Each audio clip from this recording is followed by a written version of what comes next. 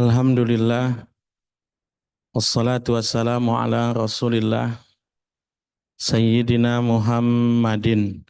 Allahumma salli wa sallim wa barik alaih, Ibni Abdillah wa ala alihi wa sahbihi wa mawalah, wa man tabi'ahu ila yaumil qiyamah, wa la hawla wa la quwata illa billahi amma ba'd.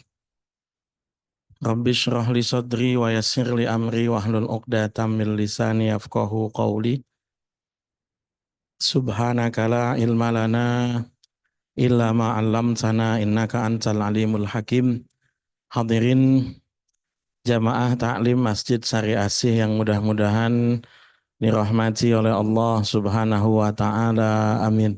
Amin Allahumma amin. Alhamdulillah, pada siang hari ini kita bisa sama-sama berkumpul bersilaturahim, bermuajahah, beriktikaf. Mari sama-sama kita niati iktikaf kita ini dengan niatan talabul ilm. Bismillahirrahmanirrahim. Kita lanjutkan bahasan taklim kita. Qalal musannifu rahimahullahu ta'ala wa nafa'ana bi ulumihi fid dharaini amin radhiyallahu ankum. Kitab menerangkan buyu', jual beli dan yang lainnya dari ragam-ragam muamalah. Al buyu'u salasatu asya'a. Jual beli itu ada 3 macam. Yang pertama bai'u ainin musyahadatin pajaizun. Jual beli benda yang kelihatan ada di hadapan penjual dan pembeli, maka hukumnya adalah boleh. Yang kedua wa bai'u syai'in mausufin fi dhimmati pajaizun idza wujidatis sifatu ala ma wusifa bihi. Jual beli benda yang hanya disifati saja, maka hukumnya boleh jika nanti barang yang datang sesuai dengan sifatnya, sesuai dengan pesanannya. Yang ketiga wa bai'u ghaibatin lam tusyahad fala yajuzu. Jual beli benda yang gaib, yang tidak dapat dilihat, maka tidak boleh atau tidak sah. Wa yasihu bai'u kulli tahirin muntafi'in bihi mamlukin. Sah jual beli benda yang suci, yang bermanfaat dan dapat dimiliki. Wala yasihu bai'u ainin najisatin wala ma la manfa'ata fihi. Tidak sah jual beli benda najis dan benda yang tidak ada manfaatnya. Kita membahas tentang muamalah. Muamalah itu hubungan manusia dengan sesama manusia, biasanya yang urusan atau kaitannya dengan harta, itu muamalah. Fikih itu ragam bahasannya macam-macam. Yang bahas tentang ritual disebut sebagai fikih ibadah. Fikih ibadah itu bersuci mulai dari wudu, mandi, cebok, bersihin najis. Sholat, tayamum, mandi, ya. Sholat, waktu-waktu sholat, wajib, sunnah, jamaah, Jumat, jamak, qasar, sholat gaib, sholat jenazah, sholat khauf, istisqa, sholat id, fikih ibadah itu. Puasa, puasa wajib, puasa sunnah, syarat, wajib, rukun, zakat, sampai haji kemarin kita bahas, itu semua masuk dalam kategori fikih, namanya fikih ibadah. Sekarang yang kita bahas adalah fikih muamalah, fikih muamalah. Fikih muamalah itu yang kaitannya hubungan manusia dengan manusia yang lain, biasanya yang ada kaitan dengan harta, dengan harta. Harta dengan rizki itu beda, beda. Harta dengan rizki itu beda, jangan disama-samakan. Ya. Kalau harta itu sesuatu yang dapat dimiliki, itu harta. Kalau rizki itu sesuatu yang kita manfaatkan, itu rizki. Kadang-kadang harta itu jadi rizki, kadang-kadang rizki ya harta, kadang-kadang rizki bukan harta. Sama sebaliknya kadang-kadang harta bukan rizki, bisa. Saya kasih contoh. Besok nih Sabtu ibu banyak kondangan ya, banyak tuh. Orang bikin hajatan banyak. Ibu masuk ke situ tuh. Makan apa aja dimakan gitu kan. Minum apa aja diminum. Tukang somai ambil, tahu gejrot ambil, batagor ambil, soto ambil, bakso apa aja dah kayak orang jajan begitu kan. Kalau saya tanya, itu makanan-makanan milik ibu apa bukan? Bukan. Berarti bukan harta ibu. Tapi rizki ibu apa bukan? Rizki. Karena bisa kita makan. Rizki ya. Saya kasih contoh lagi. Saya yakin pasti ibu-ibu ini di rumahnya, di lemarinya banyak pakaiannya. Pakaiannya milik siapa? Milik ibu. Banyak, numpuk itu. Meskipun kadang-kadang kalau ngomong depan suami nggak ada pakaian gitu. Padahal pakaiannya numpuk gitu kan. Pakaiannya numpuk. Ya. Pertanyaannya, pakaian itu milik ibu, harta ibu apa bukan? Harta, rizki ibu bukan? Bukan. Yang rizki ibu yang ibu pakai sekarang. Ini rizki ibu. Yang rizki kita, yang kita pakai sekarang, yang di rumah sekarang di lemari, ya bukan rizki kita, orang nggak kita pakai kok. Kalau rizki itu kaitannya yang kita manfaatkan. Nggak mungkin ibu punya baju gamis 10, 10, 10-nya dipakai. Nggak mungkin. Cuma orang gila yang begitu, nggak ada. Ya. Jadi bedakan ya, ada harta, ada fikih muamalah itu biasanya yang ngatur apa namanya harta, sumber harta, pindah harta, distribusi harta. Kalau hisab, hitung-hitungan ibadah di akhirat itu sebentar, udah. Nggak mungkin lama, orang sholatnya juga sebentar, kan gitu, udah. Nggak mungkin hitungannya lama, nggak mungkin. Kenapa nggak mungkin? Ya sholatnya aja 5 menit, mau apa yang dihisap gitu kan? Udah sebentar. Hitung-hitungan ibadah puasa ya sebentar, hitung-hitungan haji. Besok misalnya haji diterima, ya sebentar itu. Karena hajinya toh cuma 5 hari. Sisanya jalan-jalan belanja-belanja gitu kan. Yang lama hitung-hitungan itu harta. Min aina akhodahu wa fima anfaqahu. Dapatnya dari mana, digunakannya untuk apa. Kan itu. Ini nanti yang bahasannya panjang itu ya. Urusan kudungan satu aja bisa lama itu gitu kan. Dapatnya dari mana begitu kan. Bisa lama itu ya. Itu namanya hisab. Oke, saya kasih contoh. Orang itu bisa punya harta, sumbernya macam-macam. Misalnya sumbernya adalah menjual. Dia dapat duit, duitnya dapat dari mana? Jual tanah, menjual. Atau dapat harta dari membeli. Wah, baju baru nih, dari mana? Beli, misal. Atau bisa sumber harta itu hibah atau hadiah. Sendal bagus nih, dibagi sama temen, itu hibah atau hadiah. Atau bisa sumber harta itu nafkah. Wah, banyak duit ini, makan-makan, uang belanja dari suami lebih. Itu nafkah berarti. Ya. Atau bisa waris, itu sumber harta juga, waris. Ya. Wah, ini beli motor baru ini, iya. Dapat warisan dari orang tua gitu kan. Itu waris tuh, orang bisa jual, beli, dapat hadiah, dapat nafkah, atau dapat waris, kan semacam itu. Nah, maka kemudian yang paling banyak terjadi itu harta itu berdasarkan pertukaran jual beli. Maka ini yang kita bahas fikih jual beli. Jual beli itu dalam bahasa Arab disebut sebagai bai', artinya tukar menukar. Tukar menukar itu pindah milik. Duit yang tadinya punya saya beliin misalnya HP, duit saya jadi duit milik penjual HP. HP yang asalnya milik penjualnya, setelah terjadi akad transaksi jual beli, HP-nya jadi milik saya. Uang saya jadi milik penjual, HP penjual jadi milik pembeli. Jadi patokannya di situ. Ya.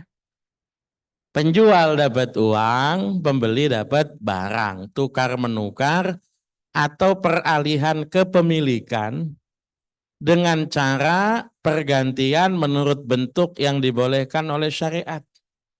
Tukar barang dengan uang, tukar uang dengan barang, itu bisa ya. Itu yang disebut sebagai jual beli. Jual beli itu halal, halal. Yang ngomong halalnya langsung Allah Subhanahu wa taala. Allah bilang dalam Al-Qur'an, wa ahallallahu al-bai'a wa harrama riba. Allah menghalalkan jual beli dan mengharamkan riba. Rasul pernah ditanya, su'ila Rasulullah sallallahu alaihi wasallam ayyul kasbi atyabu. Pekerjaan apa yang paling baik? Rasul jawab, amalun rajulu biyadihi wa kullu bay'in mabrurin. Pekerjaan seseorang dengan tangannya, aktivitas langsung ya. Apakah pertanian, perdagangan, atau produksi benda, kerajinan misalnya. Dan secara khusus Rasul bilang, wa kullu bai'in mabrurin. Setiap jual beli yang diberkahi. Artinya jual beli yang penjual gembira dapat uangnya, pembeli gembira dapat barangnya. Berkah tuh. Alhamdulillah dapat nih barang. Alhamdulillah kejual ini barang. Tuh. Sebab berapa banyak jual beli yang seneng cuman pembelinya, penjualnya mah enggak. Nawarnya sadis gitu kan ya kan. Yang senang pembelinya itu. Alhamdulillah bisa juga dapat harga murah gitu. Penjual mah ngelepas sambil ngomel-ngomel itu. Udah. Ah ini mah kalau bukan temen nggak saya kasih ini gitu kan. Udah tuh. Hanya hati-hati. Di kita itu harga temen lebih murah. Harga temen tuh lebih mahal mestinya. Bantu temennya gitu loh ya. Harga temen ini ngerusak temennya gitu kan ya.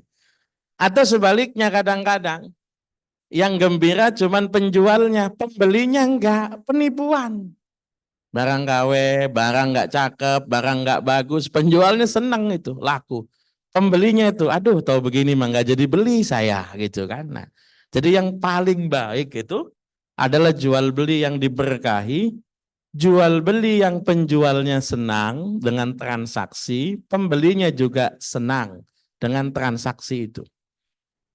Jual beli itu halal. Jual beli itu baru haram kalau terjadi hal-hal yang dilarang. Ya. Nanti akan kita bahas. Misalnya jual beli yang mengandung unsur judi misalnya. Jual beli yang mengandung unsur riba. Jual beli yang mengandung unsur penipuan. Jual beli yang mengandung unsur kezoliman. Misalnya hal-hal yang semacam ini terjadi baru haram. Kalau tidak ada indikator taruhan judinya tidak ada, ribanya tidak ada, penipuan tidak ada, kezaliman tidak ada, ya halal, nggak ada masalah. Model transaksinya kayak gimana, yang penting 4 macam ini tidak ada. Ya. Oke, sebelum saya lanjutin, kalau ada yang ingin ditanyakan silakan. Silakan Ibu-ibu. Ada yang bertanya? Belum. Ya baik, kalau tidak ada saya lanjutkan. Kita bahas pertama rukun jual beli. Rukun jual beli itu 3 macam aja. Orangnya, barangnya, redaksinya, kan gitu. Transaksinya. Satu orangnya. Orangnya itu berarti transaktor, orang yang melakukan transaksi. Syaratnya 2 macam. Baligh dan berakal, itu saja. Pokoknya kalau misalnya penjual atau pembeli baligh dan berakal ya sah, nggak masalah. Ya, sah. Nggak ada syarat Islam, nggak ada, karena bukan ibadah. Kalau sholat selain baligh berakal harus muslim. Kalau puasa selain akil baligh harus muslim, ya kan? Haji pun sama. Selain akil baligh harus muslim. Tapi kalau jual beli enggak. Repot kalau jual beli harus sesama muslim itu, begitu repot. Iya kalau di Indonesia jumlah muslimnya banyak. Tapi kalau misalnya kita di negara yang misalnya muslimnya minoritas, itu repot lagi itu. Makanya yang penting balik, yang penting berakal. Balik itu apa? Balik itu mencapai usia yang bisa bertanggung jawab secara hukum. Ulama beda-beda pendapat, biasanya yang paling umum balik itu dikaitkan dengan pubertas. Kalau dia udah puber berarti udah balik. Ya. Perempuan misalnya sudah keluar menstruasi, laki-laki sudah keluar sperma berarti dia balik. Atau secara umur. Orang bisa disebut mampu berpikir itu ya kira-kira usia 15 tahun gitu. Dalam madhab Syafi'i 15 tahun. Di bawah itu jual beli belum sah. Ya. Jual beli bisa sah itu kalau penjual atau pembeli balik. Boleh ada keringanan dalam hukum fikih kalau jual belinya barang-barang yang remeh-temeh. Bukan barang-barang berharga, maka boleh dilakukan oleh anak yang belum balik, boleh. Pagi-pagi ada tukang kue cubit, anak TK kemudian datang, bang beli kue cubit bang, laba-laba 5.000, jangan tong, panggil ibunya sini, biar ibunya yang beli, kamu belum balik. Wah itu modus abang-abangnya aja itu, kalau gitu ya, modus abang-abang. Kalau yang kira-kira barang remeh temeh, anak kecil jual belinya sah, nggak apa-apa. Yang penting barang remeh temeh. Ya. Anak kecil beli somai, beli bakso, beli batagor, beli cimol, wala alihi wasobi ajmain lah, yang semacam itu ya. Yang kira-kira barang ya jajanan dia begitu sah, nggak apa-apa. Anak kecil kok beli iPhone 14 Pro Max misalnya tuh. SD kelas 3 duitnya banyak, nggak bisa. Loh ini duit saya loh, ATM, iya tetap nggak bisa, nggak sah. Caranya bagaimana? Caranya walinya yang membelikan. Anak kecil itu hak miliknya sah, yang tidak sah transaksinya. Kalau hak miliknya sah, ada kakek sayang sama cucu, cucunya dikasih uang, sah. Anak kecil itu punya hak milik. Tapi transaksinya tidak sah. Makanya ibu-ibu benar itu. Kalau habis lebaran duit anak-anaknya ditarik-tarikin itu. Ya. Sini setoran sama ibu gitu kan. Wah itu setoran habis beneran dipakai emaknya itu kan. Ya. Ya, dia sah memiliki. Tapi kalau kemudian dia pengen bertransaksi nggak bisa, nggak bisa. Ya. Nah, saya punya anak itu persenan lebarannya lumayan juga gitu kan. Wah kata saya lumayan ini bang gitu kan.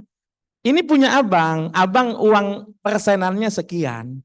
Tapi kalau abang misalnya dia pengen beli apa namanya motor aki itu, saya bilang yang belikan harus Umi, nggak bisa kamu. Uangnya uang kamu, betul, uangnya uang kamu. Ya.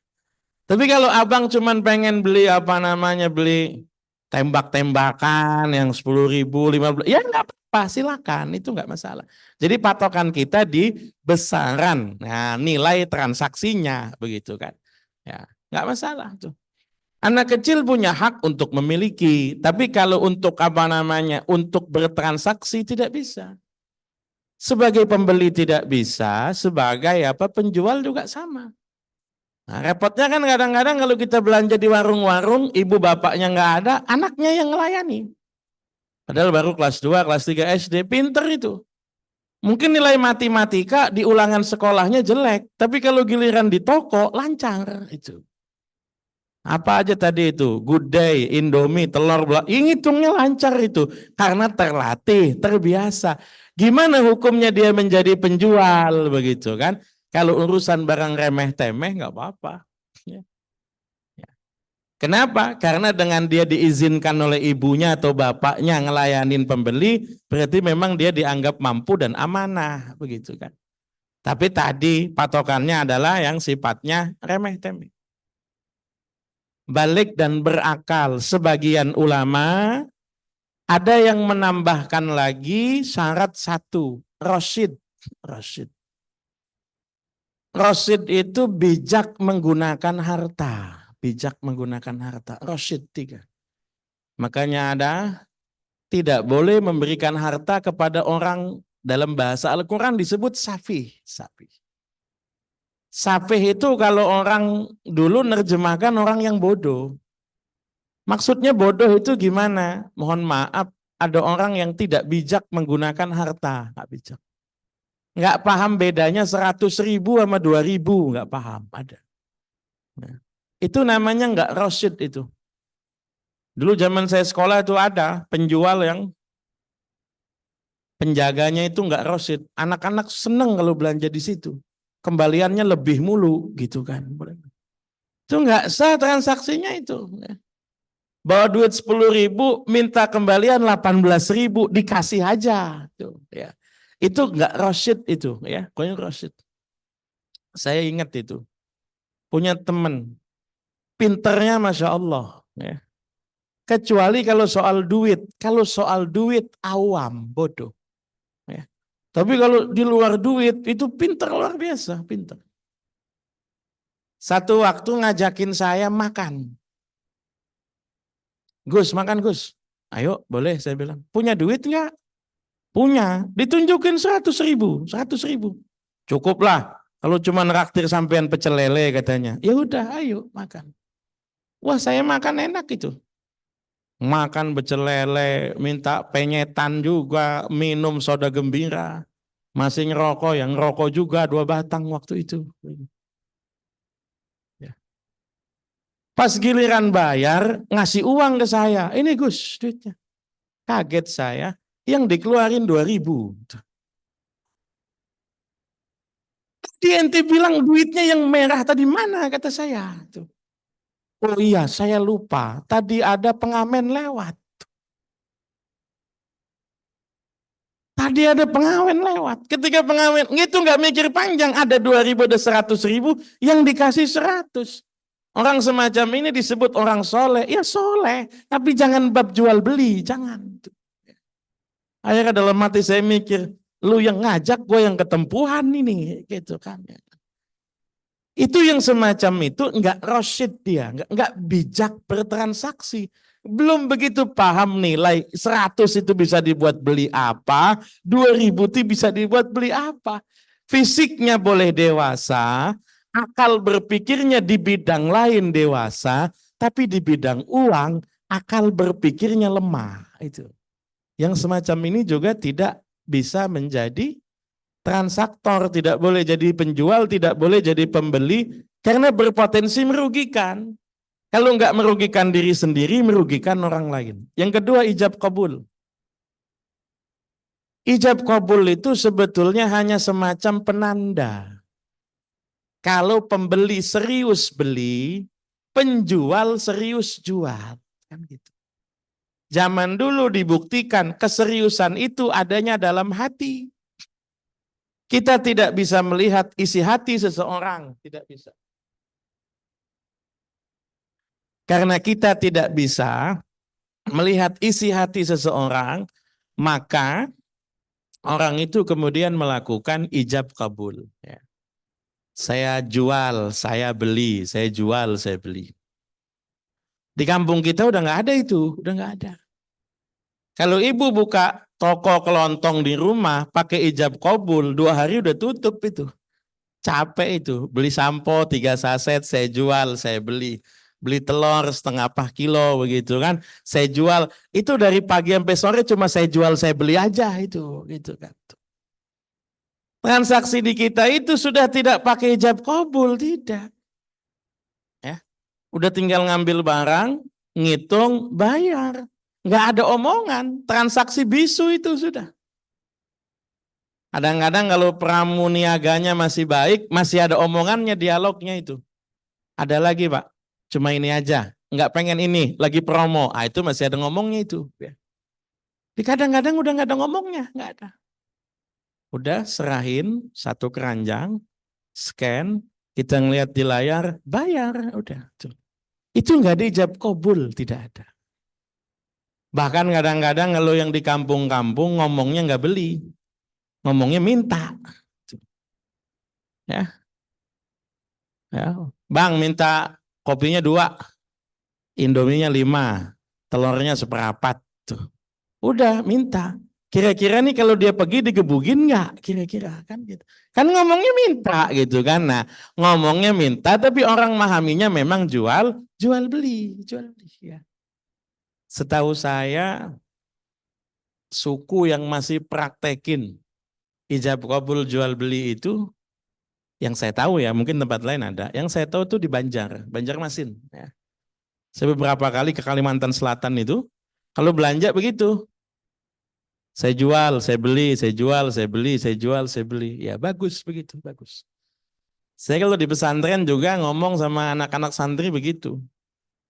Jangan makan roti, jangan buka minuman kalau belum dibayar, belum. Karena belum jadi milik, belum. Kalau kita kan nganggapnya nggak apa-apa, toh nanti juga dibayar. Ketika dibayar memang nggak apa-apa, tapi ketika diminum itu belum milik, begitu, belum milik. Ya kalau boleh, boleh saja. Kita hanya bicara soal kebersihan harta dan transaksi. Gitu. Kan sering kadang-kadang nih, orang kemudian belanja di warung, belanja apa, belum ketemu sama penjual tokonya, belum. Ngambil teh pucuk, udah minum aja. Ngambil roti udah makan aja. Nanti orangnya datang, bang berapa bang? Teh pucuk 2, roti 2, sekian, baru bayar. Sah, jual beli sah. Yang jadi masalah bukan jual belinya. Waktu diminum itu punya siapa? Kan gitu, itu yang jadi masalah. Itu. Waktu diminum, punya siapa? Kalau setelah nanti dijual, ya nggak apa-apa. Yang khawatir kan, mohon maaf, ketika misalnya dia minum, Israel lewat. Gitu kan, tuh. Ketika dia minum Israelnya lewat itu gitu kan. Artinya apa? Misalnya nanti, ya nanti memang akan dibayar betul, tapi ketika dia minum itu belum menjadi hak milik dia. Ya. Kecuali kalau memang diizinkan. Contoh diizinkan gimana? Ya kayak di warteg. Kalau di warteg kan diizinkan. Makan, pakai telur dadar, orek, pakai gorengan, makan. Memang dia yang ngasih piringnya buat makan, memang itu boleh. Selesai baru kemudian ngitung. Malah repot kadang-kadang di warteg itu, orang makannya apa, ngitungnya berapa gitu kan. Bakwannya 5, ngitungnya 2 gitu kan. Nah, itu repot ya. Oke, ijab kabul. Ijab kabul itu kalau barang remeh temeh tanpa ijab kabul nggak apa-apa. Beli kebutuhan harian tanpa ijab kabul nggak apa-apa. Tapi barang-barang yang berharga harus pakai ijab kabul. Ibu beli emas 1 gram ijab kabul. Tapi saya nggak ngomong ijab kabul, Ustaz. Ya, kwitansi itu sudah ijab kabul itu. Ya. Nota pembelian itu ijab kabul itu. Ijab kabul itu hanya bahasa keseriusan penjual dan pembeli. Mohon maaf, mirip dengan akad nikah. Akad nikah itu jangan dibuat-buat susah. Jangan. Saya tuh pernah hadir satu akad nikah. Masya Allah ini saksinya banyakkan kiai-kiai, ustadz-ustadz. Banyaknya kiai itu malah bikin susah akad nikah kadang-kadang. Belum, ulang lagi. Waduh kata saya. Saya masih punya acara lagi nih, bukan nungguin dia doang sah. Begitu kan. Pertama walinya ngomongnya kebalik. Saya kawinkan dan nikahkan engkau dengan putriku. Yang satu ngomong, ulangi. Ini kok kawin dulu, mestinya nikah dulu baru kawin gitu kan. Saya masih biasa. Lama-lama ini kok panjang kali lebar, 7 kali diulang kok 7 kali nggak selesai-selesai. Saya ke depan ngasih minum, saya bilang minum bang. Tulis saya bilang, tuh, udah baca aja. Nggak apa-apa Ustaz baca, nggak apa-apa baca. Ngapain sih dibikin repot? Ngapain? Ijab kabul itu hanya sekedar menunjukkan keseriusan antara pengantin dengan wali. Kalau nggak serius, pengantin tuh nggak datang bawa besan. Dengan dia datang bawa keluarga, satu rombongan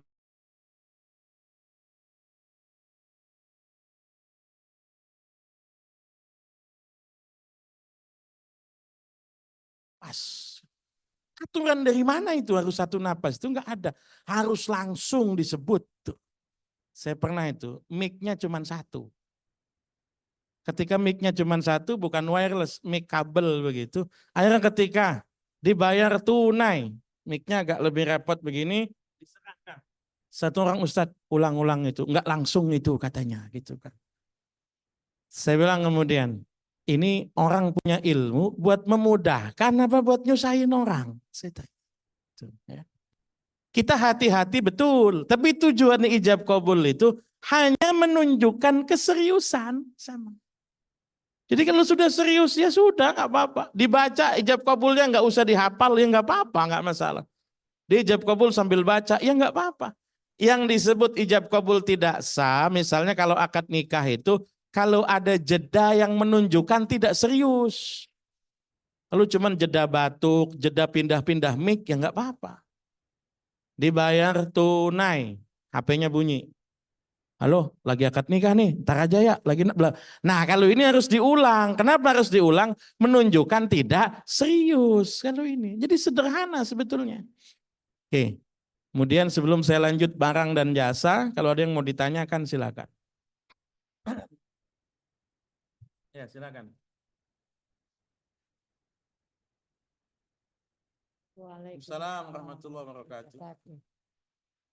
Pak Ustadz itu jual beli tanah. Kalau zaman dulu kan tidak pakai notaris ya.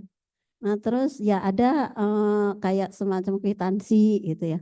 Kwitansi ada. Itu kemudian orang tersebut tidak langsung mengurus surat-suratnya gitu. Nah sekarang beliau ingin membuat suratnya. Nah itu kan udah terjadi puluhan tahun gitu. Tidak ada surat jual beli gitu. Tapi kalau untuk bikin surat jual beli sudah bisa, tapi untuk naik ke sertifikat itu harus ada apa? Ini jual apa? Ini apa? Pajak jual beli gitu ya itu. Nah itu yang tidak punya gitu. Kemudian tidak bisa dibuatkan surat tersebut. Itu apakah jual belinya sah? Jual belinya sah kan? Tanahnya kan udah pindah milik. Tanahnya udah dipakai. Jual belinya udah sah. Yang belum terjadi itu hanya mungkin balik nama atau alas hak milik. Itu kan yang belum terjadi, kan itu. Jadi kalau ditanya jual beli, ya jual belinya sah. Buktinya tanahnya sudah ditempati misalnya. Kalau tanahnya dipagerin, kuncinya dia yang pegang. Kalau tanahnya berupa sawah, hasil panennya dia yang makan. Jadi kalau ditanya jual belinya sah. Yang belum diurus itu hanya legalitas hak milik, kan begitu. Sebetulnya kalau ibu nggak pengen jual lagi, nggak diapa-apain juga bisa itu. Kita pengen punya hak milik kan biasanya karena pengen dijual lagi atau pengen dihibahkan. Jadi kalau saya ditanya secara fikih, jual belinya sah, nggak ada masalah ya. Mudah-mudahan bisa dipahami. Ya silakan. Assalamualaikum warahmatullahi wabarakatuh. Waalaikumsalam warahmatullahi wabarakatuh. Yang ditanyakan adalah masalah jual beli ini apakah sah atau tidak. Contohnya seperti ini Pak Ustadz. Saya membeli sebuah toko di mana toko tadi sebelumnya diagunkan ke pihak bank. Kemudian si pemilik tidak mampu untuk mencicilnya kembali, dialihkan kepada saya untuk mencicilnya dalam jangka waktu 5 tahun misalnya. Ya. Kemudian toko itu oleh kita dikontrakan dengan nilai sekian puluh juta misalkan. Nah, siapakah uang kontrakan tersebut? Apakah hak saya sebagai pembeli walaupun saya masih mencicil, ataukah hak pemilik pertama? Sekian, terima kasih. Wassalamualaikum warahmatullahi wabarakatuh. Assalamualaikum warahmatullahi wabarakatuh. Akadnya jual beli. Kalau akadnya jual beli ya sudah milik ibu. Iya. Kan kalau mencicil kan urusan ibu dengan bank. Itu soal mencicilnya begitu kan. Itu kan kita sebutnya kalau dalam bab fikih nanti namanya hiwalah. Hiwalah itu kalau dalam bahasa sekarang take over. Take over kan. Jadi sebetulnya dia punya milik toko diagunkan ke bank. Anggap misalnya nilai tokonya, anggap misalnya 500 juta. Sisa cicilannya 200 juta lagi. Ibu bayar sama dia 300 juta. Berarti haknya dia di toko itu sudah hilang. Tinggal haknya ibu dan hak banknya, kan begitu. Tinggal pemilik toko tuh kalau ditanya sisa ibu dan bank, begitu kan. Kalau bank sih nggak mau tahu, ibu ngontrakin, tempatin sendiri, yang penting ibu bayar cicilannya, kan gitu kalau bank. Jadi kalau ditanya kalau akadnya jual beli, uang sewa apa namanya tokonya ya milik ibu sebagai pemilik toko begitu ya. Mudah-mudahan bisa dipahami ya. Oke ya, silakan. Bapak, kalau beda tema nggak apa-apa ya? Nggak apa-apa, nggak apa-apa. Assalamualaikum warahmatullahi wabarakatuh. Assalamualaikum warahmatullahi wabarakatuh. Ini masalah sholat, kasus di tempat saya kemarin yang terjadi. Di wilayah itu sholat subuh biasa pakai doa kunut. Suatu ketika imam nggak baca doa kunut. Tapi sebagian ada yang tetap berdiri membaca doa kunut.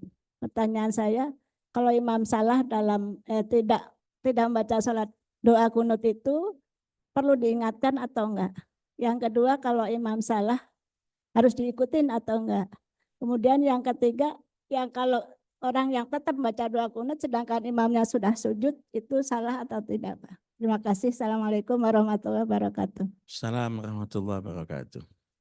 Ini urusannya kunut ya, hanya kunut ya. Oke, kalau hanya kunut nanti kita nggak ngomong salah atau tidak. Yang dilakukan imam tidak salah, tidak. Kunut itu hukumnya sunnah. Ya. Sunnah itu artinya nanti yang kita lihat posisi kita sebagai imam atau makmum. Kalau posisi kita sebagai makmum sebetulnya enak, nggak usah pakai repot. Imamnya kunut, ya kita kunut. Imam nggak kunut, ya kita nggak kunut, gitu saja. Karena kita jadi makmum, ya kan? Kita jadi makmum. Kalau kita jadi imam bagaimana? Kalau kita jadi imam biasanya di lingkungan itu gimana? Saya setiap hari kunut. Di pesantren saya kalau imamin subuh kunut. Tapi saya dapat jadwal taklim subuh di masjid, saya tanya dulu.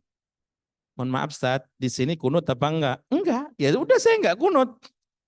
Kenapa enggak kunut? Ya tadi menjaga persatuan lebih baik daripada sekedar bikin sunnah, sederhana. Kalau saya ngimamin di rumah saya, orang yang kagak kunut mau nggak mau ikut kunut karena saya imamnya, gitu kan? Mau nggak mau. Tapi kalau saya di tempat orang, ya seperti Imam Syafi'i di depan makam Imam Abu Hanifah, Imam Syafi'i yang bilang sunnah kunut, Imam Syafi'inya tidak kunut. Muridnya tanya, kenapa Anda tidak kunut? Padahal kan kunut sunnah. Justru karena sunnah, makanya aku tidak kunut. Kalau wajib aku pasti kunut. Kalau sunnah kan memang ditinggalkan tidak apa-apa. Kenapa Anda meninggalkan kunut? Di depan saya ada Imam Abu Hanifah. Beliau bilang tidak sunnah kunut. Saya agak malu juga lah. Kalau kunut depan beliau, itu Imam Syafi'i. Jadi yang pertama misalnya imam nggak kunut, ya nggak apa-apa. Cuman imam nggak kunut itu sengaja, memang biasanya nggak kunut atau lupa. Karena biasanya kunut, oke. Kalau imam biasanya kunut, kita ingatkan sunnah dengan catatan imamnya memang bisa ingat. Saya kasih contoh begini. Sami'allahu liman hamidah, Rabbana lakal hamd. Biasanya Allahumma hdina fiman hadait. Ini imam tidak. Allahu Akbar. Ketika imam Allahu Akbar baru mulai turun langsung diingatkan boleh. Gak apa-apa. Ya. Tapi kalau imam sudah dengkulnya nyentuh lantai atau tangannya nyentuh lantai, nggak usah diingetin. Diingetin bisa haram. Yang repot ini yang repot biasanya. Imamnya delay. Kita ngingetinnya benar. Imam Allahu Akbar, Subhanallah, ngingetinnya langsung benar. Cuma masalahnya imamnya sadar pas sudah sujud tuh. Loh kok tadi Subhanallah ya? Nah, agak tell me dikit misalnya ya. Delay, nggak langsung awas begitu.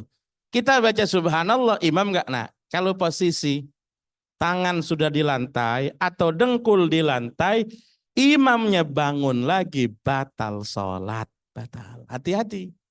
Makanya kalau saya sih biasanya kalau imamnya masih muda saya ingetin. Kalau imamnya udah tua, enggak saya ingetin. Bukan beda-bedain hukum. Kalau sudah tua tuh kadang bangun lagi juga agak lambat, begitu, agak lambat ya. Jadi bukan soal beda-bedain. Kalau masih muda, Allahu Akbar langsung subhanallah. Tapi kalau udah tua, udah kunut cuma sunnah, ikut imam wajib gitu. Apakah imam salah ketika dia tidak kunut? Orang lupa nggak salah, jangankan lupa, sengaja nggak kunut juga nggak apa-apa karena hukumnya cuma sunnah. Yang ketiga, apakah ketika imam tidak kunut, makmum akan kunut? Sebagian ada yang baca kunut sendiri, mohon maaf, kurang bijak, tidak tepat. Ya, tidak langsung batal. Kenapa tidak langsung batal? Dia batal kalau ketinggalan 2 rukun dari imam, baru batal. Dia batal kalau ketinggalan 2 rukun dari imam. Misalnya, Allahu Akbar, imam sujud, dia malah kunut. Imam bangun, dia masih kunut. Imam sujud yang kedua, sholatnya batal. Yang bikin batalnya karena ketinggalan dari imam. Jadi menurut saya, kalau dia mau kunut, ini kalau yang santri, yang ahli fikih, imam enggak kunut, dia pengen kunut, dia pakai kunut paket hemat. Ada. Kunut itu isinya 2, doa dan pujian. Caranya cukup, Allahumma gfirli ya ghafur. Sudah kunut, segitu doang sudah kunut. Allahumma gfirli ya ghafur, gitu saja. Nah, atau boleh Allahumma arhamni ya rahim, begitu doang pokoknya. Jadi ada doanya, ada mujinya, begitu ya. Gimana? Itu sudah kunut, bukan ganti. Itu kunut paket hemat itu ya, kunut paket hemat ya. Bukan gantinya kunut, bukan. Kan gini, perhatikan baik-baik. Kunut itu isinya 2. Yang satu doa. Allahumma hdini fiman hadait, terus sampai waqina syarra ma qadait, itu doa. Mulai fa innaka taqdi, itu pujian buat Allah, bukan, makanya jangan diaminin. Fa innaka taqdi misalnya, wala yuqdu alaik, amin, batal itu malah karena bukan doa, jangan diamini. Makanya imam ketika fa innaka taqdi dibaca pelan supaya enggak diaminin, karena kalau diaminin batal kan gitu. Fa innaka taqdi itu pujian. Jadi kunut itu isinya cuma 2, doa dan pujian. Kalau kita berdoa dan memuji disebut sudah kunut, sudah. Allahumma gfirli, itu doa. Ya Allah ampuni aku. Ya Ghafur, wahai Tuhan maha pengampun. Itu pujian. Jadi gampang. Imam misalnya Allahu Akbar, turun sujud. Kita kemudian dalam hati Allahumma gfirli ya Ghafur. Itu sudah kunut, sudah begitu ya. Mudah-mudahan bisa dipahami ya. Ada pertanyaan yang lain silakan. Ada Pak Ustadz. Ini saya kembali lagi ke jual beli. Tadi kan di macam-macam jual beli itu ada yang bendanya tidak ada maka tidak boleh kan. Bagaimana dengan jual beli saham? Itu kan nggak ada barangnya. Nah terus barangnya juga tidak dipegang oleh si penjual maupun si pembeli. Itu bagaimana hukumnya? Yang kedua, pertanyaan kedua, dalil jual beli itu kan Allah menghalalkan jual beli dan telah mengharamkan riba. Apakah obligasi yang mendapatkan kupon tiap bulan itu termasuk riba? Terus yang ketiga, di dalam rukun jual beli barang dan jasa itu harus dimiliki oleh penjual. Bagaimana sekarang fenomena sekarang itu di Shopee atau di Tokopedia ada affiliate yang dia tidak memiliki barang tersebut tapi dia jual. Apakah itu boleh atau tidak? Bismillahirrahmanirrahim. Kita baru masuk bab jual beli ini ya. Untuk jual beli saham, nanti masuknya bukan bab jual beli, bukan.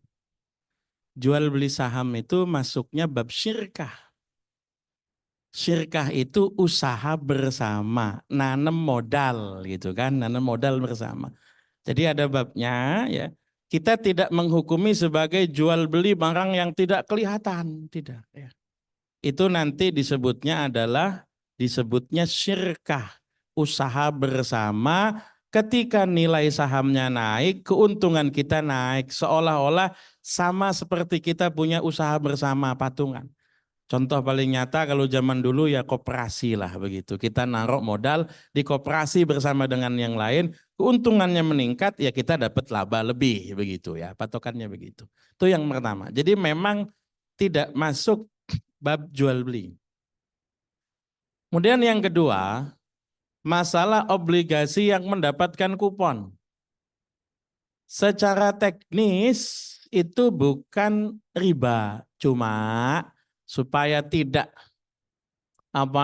supaya tidak mengaburkan antara yang konvensional dengan syariah, dianjurkan belinya yang sukuk saja ya, yang sukuk ya. Atau kalau yang sunnya cari yang sun syariah, surat hutang negara yang syariah itu ya, sukuk ya. Nanti masuknya bukan jual beli hutang piutang, masuknya nanti babnya namanya mudharabah itu ya. Mudharabah itu investasi. Kita naruh dana di pemerintah, dipakai oleh pemerintah, nanti kita dapat hasil bagi usahanya. Bukan bab jual beli, masuknya nanti bab mudharabah. Contoh mudharabah yang paling awal itu adalah investasinya Bunda Khadijah kepada Nabi.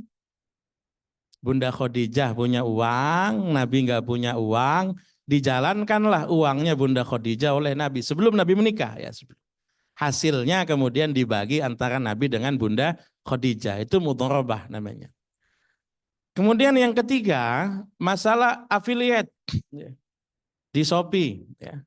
Atau sebelum rame affiliate dulu orang nyebutnya dropship ya, dropship. Itu apa hukumnya? Kan dia nggak miliki barang itu. Ya. Dia nggak miliki barang itu, kalau dia mengaku barangnya punya dia haram, jual belinya tidak sah. Haram ya. Tapi kalau kemudian berlaku status sebagai wakalah, sebagai agen.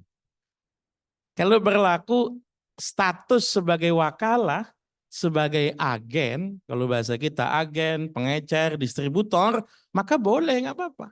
Stok bukan milik dia, bukan. Tapi kemudian dia memang agen terpercaya, bisa, nggak apa-apa. Makanya misalnya dia jadi afiliator begitu kan, ditanya barangnya dia apa enggak? Bentar saya cek dulu. Itu memang barang bukan dia, dia ngecek sama yang punya barang, sama stokisnya begitu kan, yang punya barang gitu. Sah kalau akadnya adalah akad wakalah begitu ya, akad perwakilan. Mudah-mudahan bisa dipahami. Oke, kalau tidak ada saya lanjutin. Nah, ini sebetulnya hanya tinggal penjelasan dari yang tadi ya. Satu, ini barang atau jasa bermanfaat ya. Yang kedua dimiliki penjual ya. Kemudian yang ketiga dapat diserahkan. 4 diketahui keadaannya seperti apa ya. Jangan jual beli barang gaib itu, tidak sah.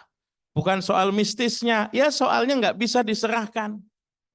Ustadz mau nggak saya jual tuyul ini? Ya nggak sah. Bukan soal ini ya karena tidak dapat diserahkan, tidak diketahui keadaannya begitu ya. Ya, kita bahas penjelasan tadi. Baik tadi ya. Orang yang memiliki kapasitas hukum untuk melakukan transaksi balik dewasa sama pembeli juga ya. Mabik komoditas. Objek jual beli jelas tuh. Jenisnya jelas, jumlahnya jelas, ukurannya jelas, kualitas ciri-cirinya. Jangan beli barang yang nggak jelas, nggak boleh. Nggak boleh beli kucing dalam karung, nggak boleh. Ya. Bang beli jagung 2 ton, ya sah, jenisnya ketahuan, jumlahnya ada. Bang beli jagung bang, sayuran deh, saya mau hajatan ini, butuh jagung banyak misalnya. Oh. Berapa? Ya gimana Allah aja deh. Oh nggak bisa itu. Kok gimana Allah aja nggak bisa. Saman juga sama, harga juga begitu. Harga juga harus jelas, disepakati kedua belah pihak. Harga jelas. Nah kadang-kadang orang nanya, bagaimana jual beli dengan 2 harga? Kalau jual beli 2 harga nggak boleh. Kalau penawaran 2 harga boleh. Penawarannya 2 harga. Ini kalau cash sekian.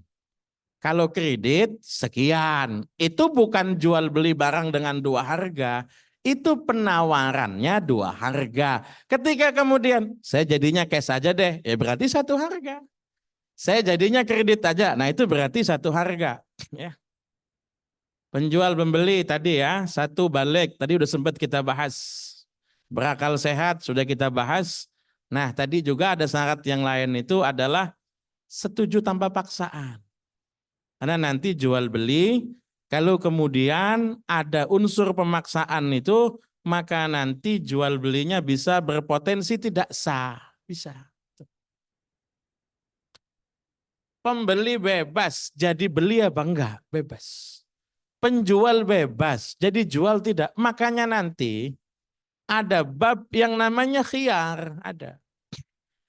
Khiyar itu opsi bagi pembeli atau penjual lanjut transaksi apa enggak. Saya kasih contoh, di masa Rasul pernah kejadian itu.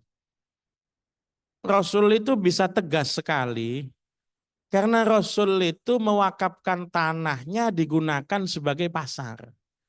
Jadi Nabi itu wakaf masjid dan wakaf pasar. Wakaf pasar. Kok bisa? Wakaf kok pasar? Ya sah, nggak apa-apa. Pasar kan kebutuhan orang juga. Ya sama, mewakafkan sesuatu untuk kebutuhan orang itu ibadah. Lalu di Mesir, Al-Azhar itu punya wakaf itu mall. Jadi Al-Azhar itu punya mall, ya tanahnya tanah wakaf. Keuntungannya ya dipakai buat gaji dosen, buat gaji apa? Buat ngasih beasiswa mahasiswa. Azhar itu punya kebun raya, punya ya. Nabi itu mewakafkan tanah buat pasar karena teman-temannya Nabi dulu pedagang semua. Abu Bakar, Umar, Utsman, Abdurrahman bin Auf itu pedagang semua. Ada orang yang jual beli kambing di masa Rasul, jual beli kambing. Kambing itu kan kalau di Arab itu memang dikonsumsi susunya, dikonsumsi ya. Kayak kambing-kambing etawa itu ya, dikonsumsi susunya. Biasanya susu kambing diperas setiap hari. Diperah, diminum susunya. Ada teknik supaya kambing kelihatan gemuk, banyak daging, susunya nggak diperah 3 hari. Jadi kambingnya itu kelihatan apa namanya, kambingnya kelihatan itu montok begitu, dagingnya banyak begitu. Dibelilah kambing yang kelihatan gemuk dengan harga 1 dinar. 1 dinar sekarang ya 5 juta lah kira-kira. Dibawa pulang sama pembeli, uangnya sudah dipegang sama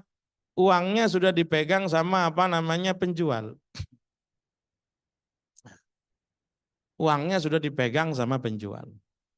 Begitu sampai rumah, diperes susunya itu kambing biasanya dapat 1 mangkok, ini 5 mangkok belum habis-habis. Dapat 6 mangkok baru kemudian susunya habis, tapi kambingnya mendadak kurus. Jadi kemarin kelihatan gemuk itu gara-gara susunya nggak diperes. Laporlah sama Nabi, dipanggil sama Nabi. Kamu nipu ya? Nggak boleh loh, jual beli mengandung penipuan. Nggak boleh. Balikin duitnya. Nanti dia balikin kambingnya. Dasar niatnya nipu, nggak mau. Rasul, saya balikin duitnya, syaratnya air susunya balikin lagi, katanya. Orang niat nipu gitu kan. Zaman dulu itu kan belum ada teknik pengawetan air susu, belum ada. Kalau sekarang susu dimasak, masukin. Zaman dulu ya susu ditinggal lama ya basi sudah, basi. Maka kata Nabi, kamu kembalikan kambing dan kurma 1 kantong buat ganti air susu kambingnya. Kamu balikin dia 1 dinar. Nggak boleh orang jual beli itu tanpa ada tekanan, tanpa ada paksaan, nggak boleh. Ini ada yang nanya, sebentar saya jawab dulu.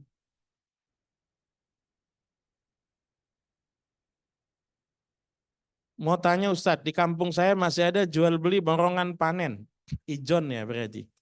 Tapi hasil panennya masih di pohon, belum panen. Misalnya kelapa atau cengkeh. Apakah boleh jual beli seperti itu? Boleh, asal sudah layak konsumsi. Sudah layak dipanen, boleh, nggak apa-apa. Saya kasih contoh misalnya.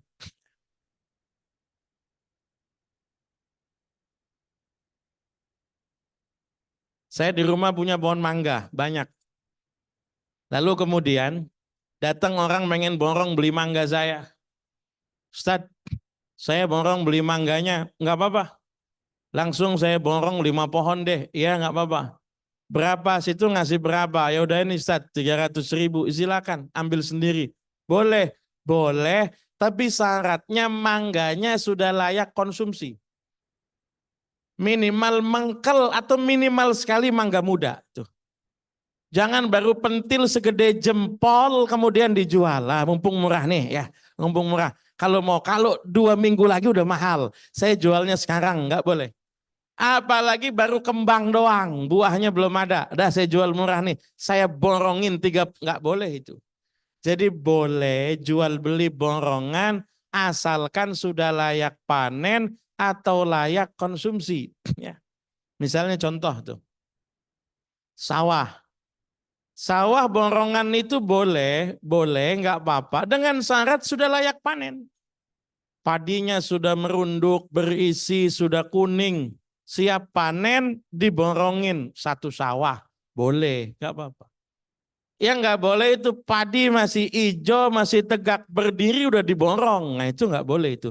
Jadi patokannya sudah layak konsumsi atau sudah layak panen. Boleh ya. Mudah-mudahan bisa dipahami. Oke, saya lanjutkan.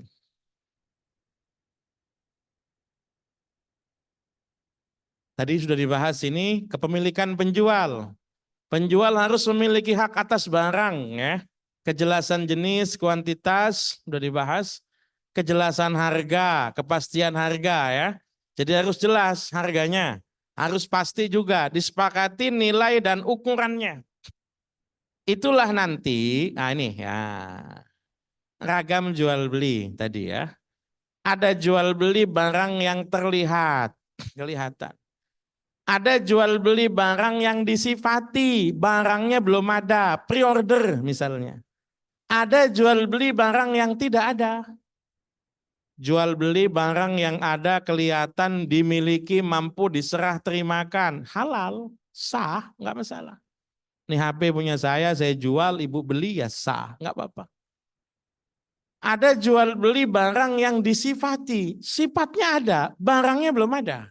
Nggak apa-apa, nggak apa-apa. Yang penting barangnya datang sesuai dengan pesanannya. Kalau dalam fikih nama akadnya akad salam. Misalnya, ibu beli kemana? Ke toko baju. Oh saya mau pesen ini, bisa nggak nih? Gamisnya yang begini, tapi yang warnanya bukan ini. Cari warnanya agak yang lebih cerah lagi. Terus bahannya kalau bisa bukan bahan ini. Saya minta bahannya oh siap. Itu di total, kira-kira dengan harga semacam ini harganya sekian. Barangnya belum ada, tapi harganya sudah ketahuan. Bisa begitu? Bisa, nggak apa-apa. Yang penting nanti nyampe barang sesuai yang dipesan. Nggak apa-apa, sah. Akad pesanan. Ya. Ibu misalnya mau hajatan. Datang ke catering. Barangnya belum ada, belum dibeli sama dia. Belum. Saya mau bikin hajatan ini. Ngundang tamu berapa? Nggak banyak lah. Saya ngundang tamu 1.000 misalnya. Ya. Makannya ya makan mulai dari jam 10 sampai jam 6. Menunya apa aja? Yang 4 sehat 5 sempurna lah gitu misalnya. Pokoknya keringannya ada, basahannya ada, daging ada, ini ada, bla bla bla bla. Oke, di total. Sekian ya, DP sekian. Oke. Barang belum ada loh, barang belum ada. Kan jual beli akadnya makanan, barangnya belum ada. Tapi kita akad pesennya dari, ya nggak apa-apa, sah, nggak ada masalah. Yang penting nanti pas hajatan, cateringnya sesuai gitu kan. Loh. Saya mesennya apa, yang datang apa. Ini baru nggak sah. Termasuk mohon maaf kalau zaman sekarang berarti jual beli online. Jual beli online kan begitu. Ya. Uang sudah kita bayar, barang masih on the way. Barangnya. Kadang-kadang barang masih dikemas, barang masih diproses. Mohon maaf, marketplace itu Ngasih proses barang dikemas bisa sampai 2 kali 24 jam. Ini kita cek kok masih dikemas saja. Emang segede apa sih? Barangnya belum ada, Bu. Belum ada. Dia juga masih nyari ke orang lain itu kadang-kadang. Masih dikemas, masih diproses. Nanti barangnya datang, unboxing videoin. Tuh video, unboxing videoin. Barangnya kok datang sesuai dengan pesanan kita, berarti sah. Klik selesai. Perlu kasih review, sudah. Itu barang kita terima, uang kita yang ada di marketplace ditransfer kemudian ke buyernya, ke penjualnya, begitu kan? Tapi yang repot begitu di unboxing kok tidak sesuai dengan pesanan. Orang pesen HP yang datang sabun, begitu kan? Orang pesen tablet yang datang batu bata, begitu kan? Yang datang nggak sesuai misalnya, ya gampang. Tinggal ketika di unboxing, nanti jangan klik selesai, tinggal kemudian ajukan klaim, ajukan dispute ya, ajukan klaim, nanti kemudian ya direview oleh pihak marketplace. Jadi jual beli barang yang disipati itu barangnya belum ada, tapi sifatnya akan sesuai dengan spesifikasinya. Enggak apa-apa, sah seandainya barang datang sesuai pesanan. Yang ketiga, jual beli benda yang tidak ada, ini enggak sah. Bendanya ya tidak ada, sifatnya enggak ada. Enggak ada yang bisa tanggung jawab. Ini yang sering kita sebut jual beli barang gaib. Saya kasih contoh Bu ya. Jual beli batu cincin itu sah, enggak apa-apa. Barangnya ada. Kadang-kadang yang dijual bukan batunya, khasiatnya yang dijual, khasiatnya tuh. Nih, beli batu cincin nih. Cincinnya virus begitu kan. Beratnya 3 karat. Ini pokoknya kalau ibu lagi sakit puyeng-puyeng celupin di air diminum ini sembuh gitu kan. Ini masalah nih, masalah. Kenapa masalah? Karena barangnya tidak ada yang kelihatan itu. Yang kelihatan itu batunya. Orang nanya sama saya, Ustaz, batunya punya kekuatan? Punya. Apa? Ya kalau dijitak benjol lah orang. Punya kekuatan, punya. Tapi kalau ditanya bisa, ya enggak ada itu batu-batu semacam itu tidak ada. Jadi jual beli benda yang tidak ada tidak sah. Tapi obat-obatan Ustaz, nah obat-obatan kan bahasanya bukan pasti mengobati, bukan. Bahasanya dapat meredakan, dapat mengurangi, dapat mengobati, kan begitu. Obat-obatan pun bisa dijual sesudah mendapatkan izin. Ya. Sudah melalui uji medis, uji klinis, turun izinnya baru kemudian bisa kemudian dipasarkan dalam bentuk kemasan obat bisa mengobati, bisa. Bukan pasti sembuh, bukan. Makanya rata-rata obat juga yang dijual bebas, jika sakit berlanjut hubungi dokter, kan begitu, ya kan? Nggak ada masalah. Kita misalnya beli Indomie rasa ayam bawang, ayamnya kok nggak ada, ya nggak apa-apa. Ngapain nyari ayamnya kok nggak ada, ya nggak apa-apa, nggak ada masalah. Ibu beli lem tikus, tikusnya kan nggak ada, gitu. Nggak ada ceritanya beli lem tikus sama tikusnya sekalian, kan nggak ada, gitu. Kita sah beli Indomie karena disebut komposisinya apa? Komposisinya ini, nggak ada masalah, nggak ada masalah, ya. Makanya saya mohon maaf itu. Khasiat barang-barang kalau belum uji medis, uji klinis itu jangan dijual khasiatnya. Yang dijual ya bendanya saja, Ini saya jual madu, dapat mengobati, nggak usah, ya madu-madu aja. Kata orang madu begini. Soalnya nanti kalau ternyata nggak bisa mengobati, orang komplain itu, gitu kan. Ini katanya bisa, ternyata tidak, gitu kan. Contoh misalnya nih, beli apa? Beli skincare, begitu kan? Whitening, begitu. Waduh, bisa glowing dalam waktu 2 minggu, begitu kan? Dibeli 2 minggu nggak glowing, begitu kan? Berarti nipu ini, gitu kan? Berarti nipu. Itu sebetulnya sama kayak ibu-ibu beli sampo, misalnya dapat mengobati ketombe. Ternyata sudah kita pakai samponya habis, ketombenya tambah banyak gitu kan tuh. Yang penting dia nyebut komposisi, dan komposisinya itu memang bahan yang bisa memutihkan. Dia nyebut komposisi yang bahan komposisi itu memang menghilangkan ketombe.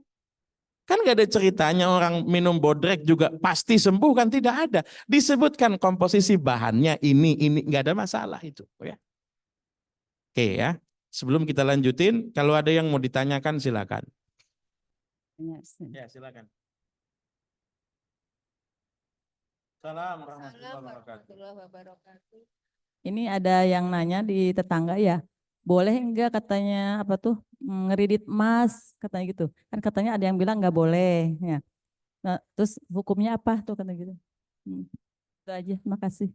Bismillahirrahmanirrahim ya. Ini sebetulnya masih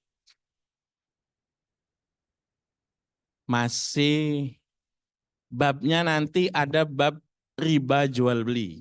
Ada. Bab riba jual beli itu nanti ada namanya riba fadl. Riba fadl itu ketika antara kedua objek yang ditukar terjadi selisih kelebihan. Orang jual beli emas itu kalau hadisnya Nabi kontan.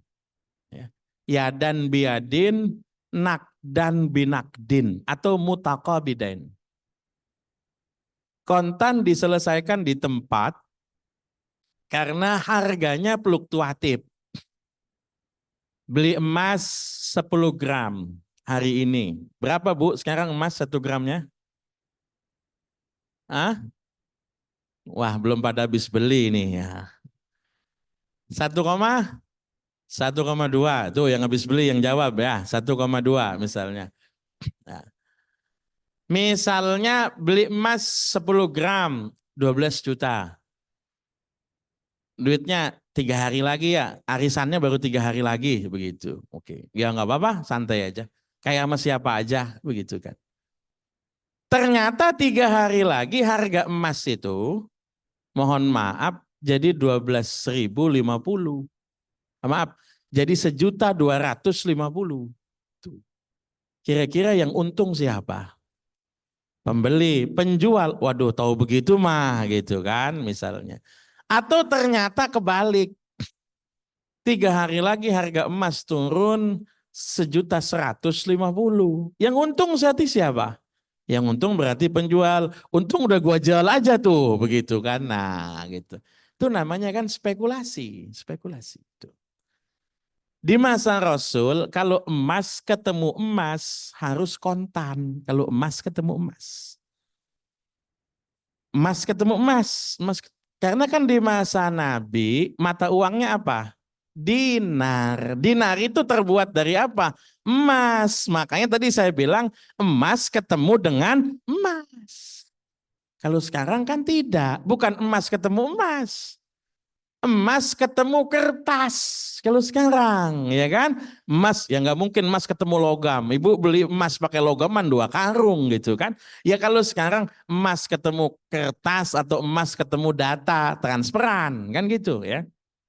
Kalau emas ketemu emas itu punya nilai yang nilainya bisa berbeda besok, hari ini, nanti. Ketika ditukar dengan uang kertas itu gimana? Ulama beda pendapat. Apakah uang kertas itu malun ribawi atau bukan?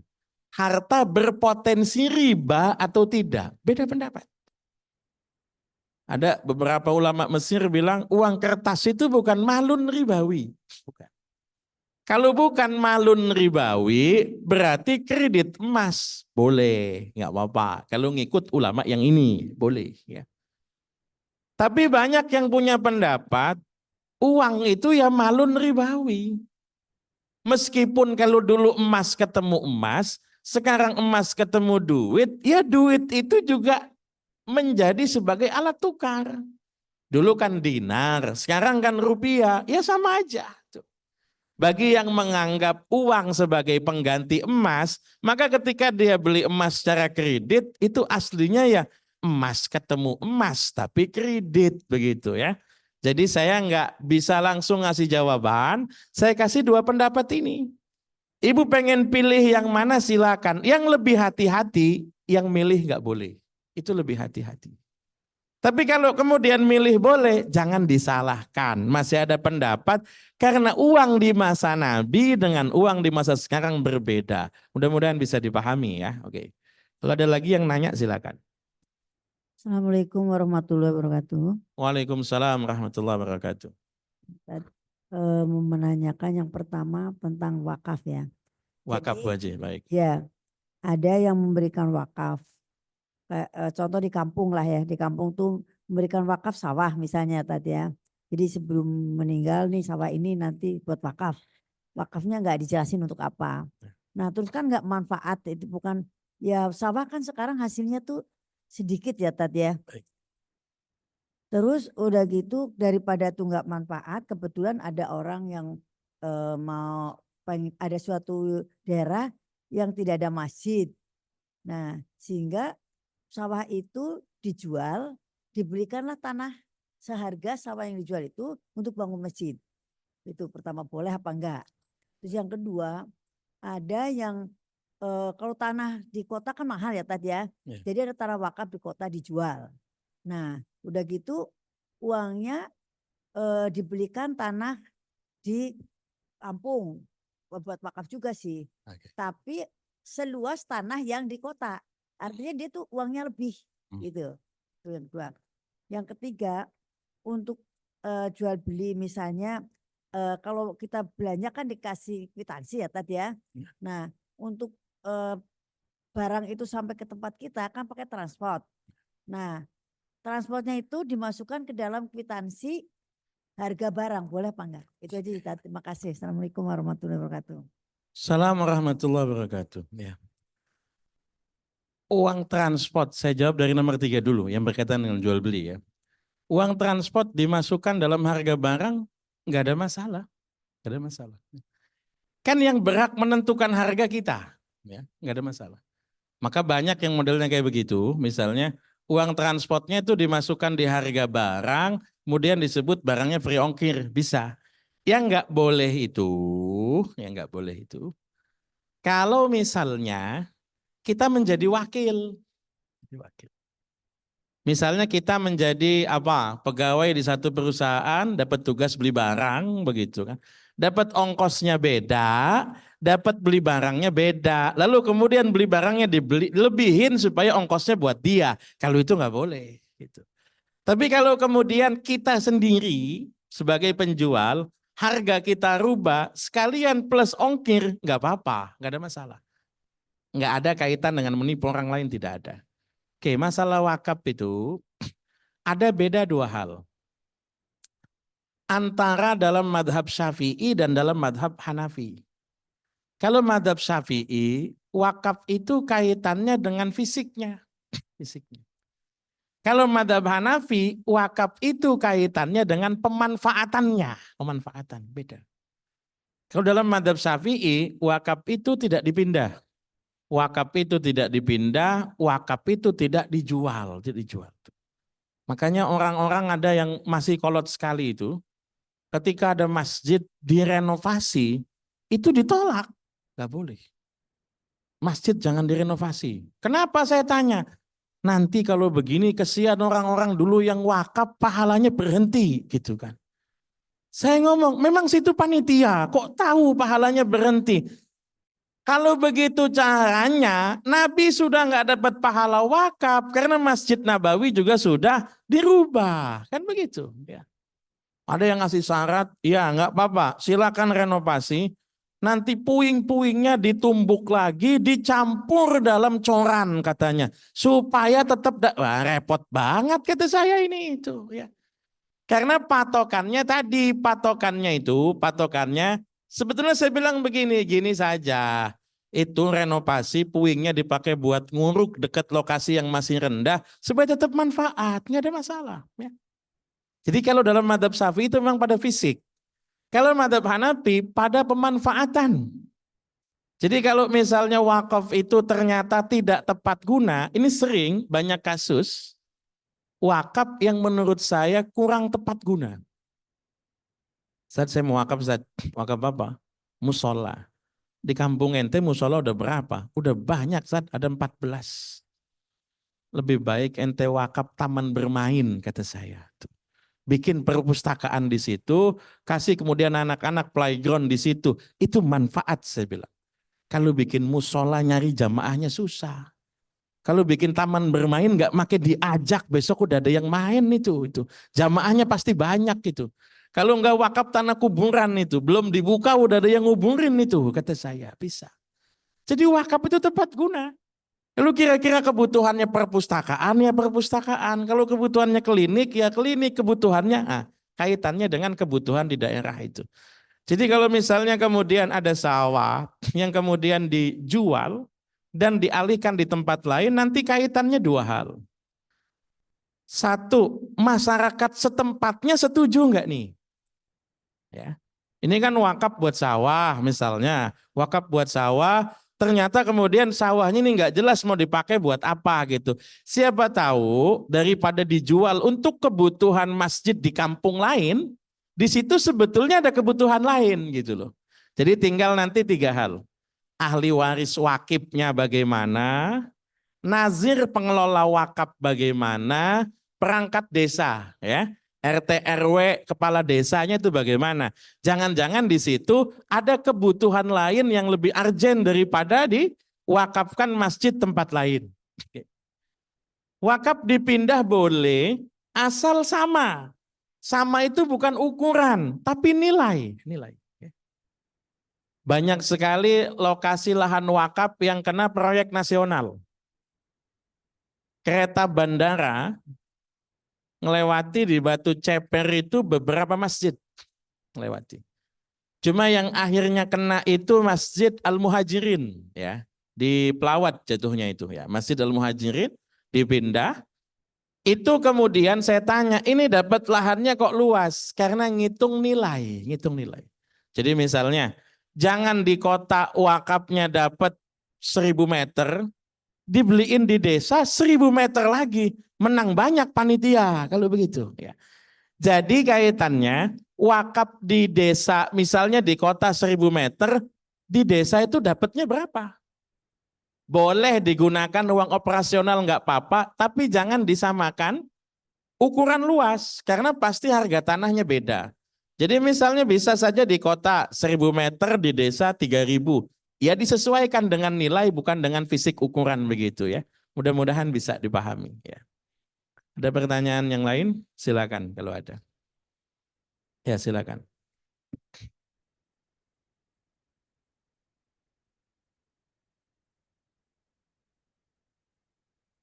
Ya. Gadai. Ya. Ya. Misalnya saya menggadaikan sawah saya dengan harga 1 juta gitu. Terus kemudian sawah itu dikelola sama si pemilik uang itu. Itu bagaimana hukumnya? Enggak apa-apa, enggak masalah. Jadi begini ya, gadai itu nanti secara hukum barang tetap milik pemberi gadai. Barang tetap milik pemberi gadai, penerima gadai itu hanya memakai sebagai jaminan. Misalnya, saya ngutang orang, saya jaminannya mobil. Mobil itu masih milik saya. Sampai nanti kemudian hutang jatuh tempo dan tidak terbayar, tidak otomatis mobil menjadi milik dia, tidak. Nanti kalau hutang jatuh tempo, mobil dilelang, lakunya berapa? Lakunya sesuai hutang impas, lakunya lebih dari nilai hutang, saldonya lebih buat saya, lakunya kurang dari hutang, berarti saya masih punya sisa hutang. Lah yang dimiliki oleh penerima gadai itu apa? Penerima gadai itu hanya memiliki hak jaminan. Ini mobil masih milik saya, tapi daripada ente khawatir uangnya hilang, ini sertifikat BPKB pegang. Lalu boleh enggak orang yang ngasih saya utangan pakai mobil saya? Boleh apa enggak? Itu nanti disesuaikan dengan kesepakatan bersama. Ya.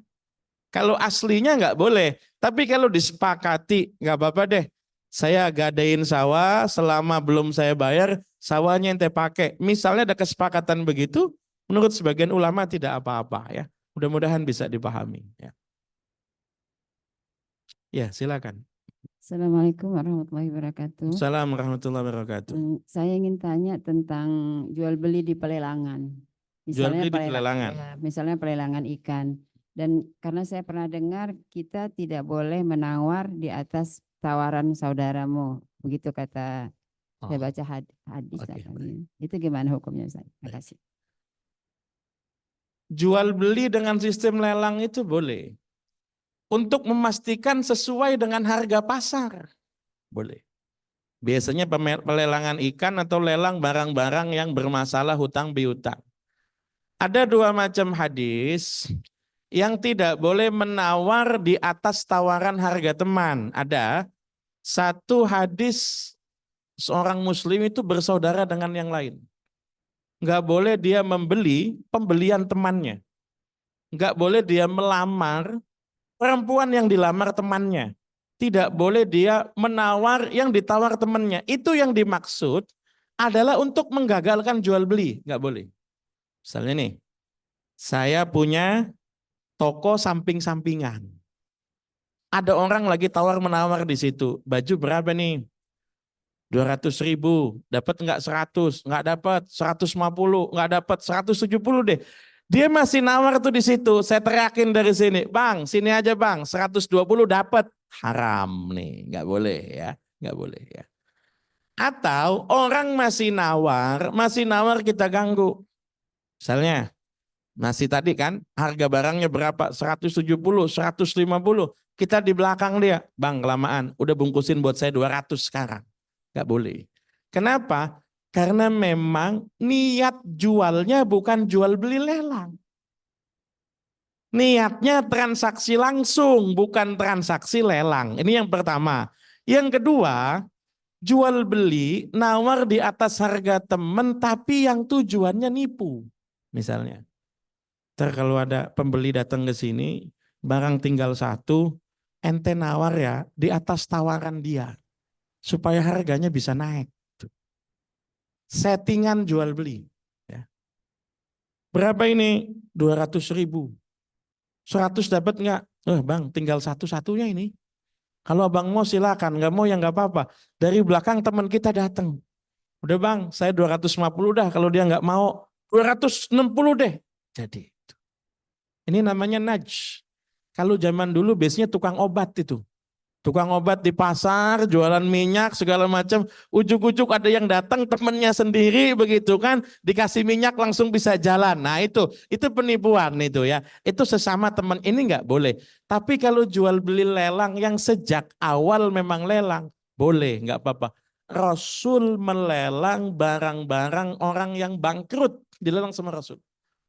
Ada orang yang hutangnya banyak, nggak bisa bayar, kemudian diambil barangnya sama Rasul, dilelang, dipakai buat bayar hutang. Supaya ketahuan harga pasarnya berapa itu dilelang begitu. Boleh ya, mudah-mudahan bisa dipahami. Terima kasih. Oke, baik. Ya, silakan. Assalamualaikum warahmatullahi wabarakatuh. Ini cerita saya ya, ada saudara mau pinjem uang 2 juta. Ke saya, tapi saya nggak punya uang, adanya emas 2 gram, terus ditambah uang 200. Pas sekarang kan itu waktu itu emas 950, sekarang 1.200.000 ya. Itu dia ada kali 7 bulan lah ya, tadinya mau 1 bulan doang, mau bayar, tapi udah 7 bulan belum bayar-bayar. Nah dari sekarang dia ngomongnya begini, teh dibayarnya 2 juta ya katanya, yang kemarin emas harga 1.800.000 sama dikasih uang sama saya 200.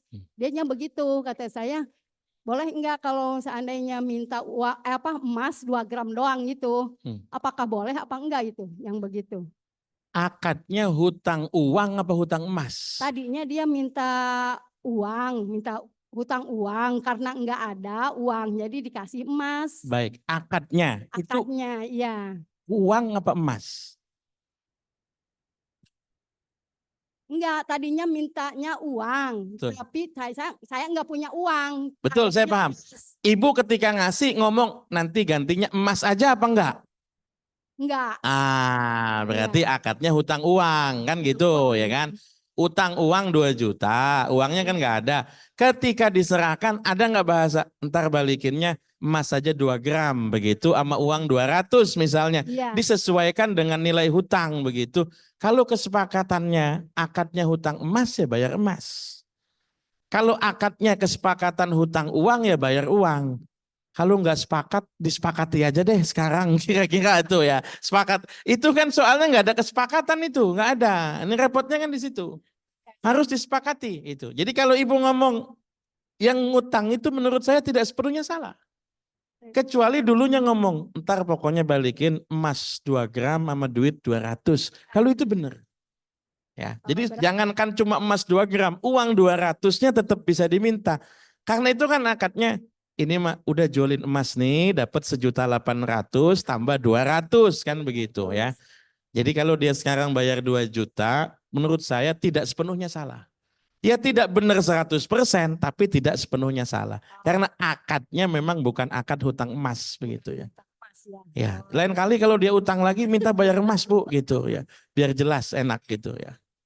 Ya, makasih. Ya, sama-sama. Oke, baik. Assalamualaikum warahmatullahi wabarakatuh. Assalamualaikum warahmatullahi wabarakatuh. Ya, silakan ya. Ya. Beda tema, silakan nggak apa-apa. Ya. Assalamualaikum warahmatullahi wabarakatuh. Waalaikumsalam warahmatullahi Pak wabarakatuh. Ustadz, saya pernah membaca hadis Bukhari Muslim bahwasanya Rasulullah itu minum air zam-zam berdiri. Kalau nggak salah diriwayatkan oleh Sa'adi atau terus ada teman yang bilang memang kalau minum air zam-zam harus berdiri karena air zam-zam itu suci kata dia. Atau apa benar seperti itu? Terus yang kedua di bawah hadis itu telah mengatakan kalian jangan minum sambil berdiri. Cuman nggak ada keterangannya yang tidak boleh diminum oleh orang lain itu air zam-zam atau air biasa. Ya, terima kasih. Assalamualaikum warahmatullahi wabarakatuh. Assalamualaikum warahmatullahi wabarakatuh. Boleh nggak minum berdiri? Itu kan pertanyaan pertamanya. Boleh nggak minum berdiri? Boleh. Nggak apa-apa minum berdiri, nggak boleh. Haram nggak minum berdiri? Tidak, tidak haram. Larangannya apa? Makruh, kan gitu. Larangannya larangan makruh. Makruh itu artinya masih boleh dilakukan, masih boleh makruh. Ya. Imam Syafi'i itu pernah minta minum sambil berdiri. Kata Imam Syafi'i, askini, kok iman? Ditegur, lo Imam, bukannya berdiri ini minumnya. Ya nggak apa-apa kan, nggak haram, nggak haram. Ibu-ibu kalau kondangan di gedung nggak dapat duduk, minumnya gimana? Jangan minum makannya Bu ya. Nah, tuh. Repot itu. Kita mau deprok juga nggak enak gitu kan. Ya, oke ya. Zam-zam itu diminum berdiri bukan karena zam-zamnya, bukan. Zam-zam itu diminum berdiri sambil lihat Ka'bah. Jadi yang disebut minum zam-zam berdiri, habis tawaf, sholat, habis sholat, minum zam-zam berdiri lihat Ka'bah. Itu minum zam-zam berdiri. Kalau minum zam-zamnya di sini, lihat Ka'bahnya di TV, ya duduk juga, duduk. Saya lihat Ka'bah juga itu di TV tapi gitu kan orang pada tawaf begitu kan. Ibu minum zam-zamnya di hotel, ya duduk juga. Jadi yang disebut minum zam-zam berdiri itu bukan karena zam-zamnya, tapi karena sambil lihat Ka'bah itu ya. Mudah-mudahan bisa dipahami ya. Berarti bukan air zam-zamnya yang suci yang harus dihormati dengan berdiri gitu Pak Ustadz. Air suci yang harus apa? Kata ada jamaah yang bilang karena air zam-zam itu air suci katanya gitu. Jadi semua air itu suci, bukan cuma zam-zam. Kalau air itu nggak suci nggak bisa dipakai wudhu. Ya. Semua air yang suci, air di rumah kita juga suci. Air di masjid ini juga suci. Bedanya zam-zam itu berkah begitu kan. Karena berkah harus berdiri, ya enggak juga. Sebabnya berdiri karena sambil lihat Ka'bah gitu ya. Kalau zam-zam itu harus dihormati, ya enggak juga. Teman saya wudhu pakai zam-zam ya cuci kaki pakai zam-zam. Orang zam-zam itu ya kita kumur-kumur ya kita lepehin juga begitu kan. Ya nggak apa-apa. Keberkahan itu sesuai dengan niatnya zam-zam gitu saja ya. Mudah-mudahan bisa dipahami ya. Oke, ada pertanyaan yang lain?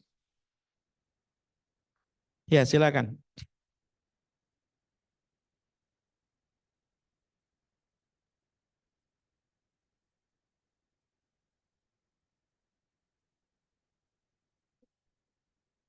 Itu beberapa misalnya setahun tidak ada pembayaran, dia akan melelang harga rumah itu dengan harga pokok utangnya. Nah itu gimana ini Pak Ustadz? Ya. Ini sebetulnya kita masih bab jual beli nih ya. Tapi sejak dari awal semua akad udah kita bahas ini ya. Nggak apa-apa, nggak masalah ya. Orang suka nanya sama saya, KPR itu riba atau tidak? Itu pertanyaan pertama sebetulnya. Bukan cuma KPR. KPR, KKB ya, kredit kepemilikan itu ya, kendaraan bermotor, KTA, kredit tambah agunan, multifinance itu riba atau bukan? Patokannya kan begini. Kalau uang dengan uang itu riba. Saya ngutang 10 juta, saya wajib bayar 15 juta pinjol itu riba. Kalau saya beli rumah, transaksinya kredit, harga lebih daripada kontan, memang logikanya begitu. Kalau tidak ada kredit macet, itu sebetulnya peluang riba tidak ada. Peluang riba itu adanya ketika terjadi kredit macet, lalu kemudian ada denda pembayaran, bla bla bla. Di sini baru kemudian terjadi apa? Peluang ribanya terjadi. Tuh, ya. Jadi kalau kemudian ada yang nanya, gimana kalau terjadi KPR, bla bla bla bla? Ya peluang riba itu ada ketika terjadi apa namanya itu gagal bayar, kemudian ditambahin pokok bunga segala. Tapi itu dia sadari awal sebelum teken. Sudah dia tahu itu. Oh ini kalau saya macet ini bla bla bla. Kalau saya macet bla bla bla bla bla begitu ya. Jadi patokan saya sebetulnya secara sederhana. Ini kalau di Mesir ya, kalau di Mesir. Semua bentuk kredit itu halal kalau nggak macet begitu. Semua bentuk itu halal ya.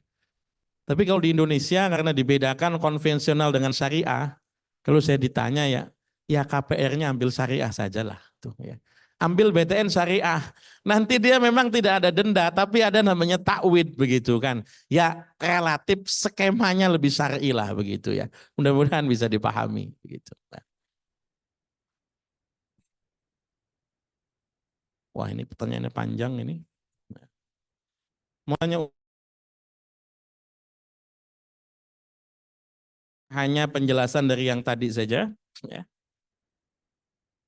Suaranya di unmute. Maaf Pak Ustadz suaranya hilang.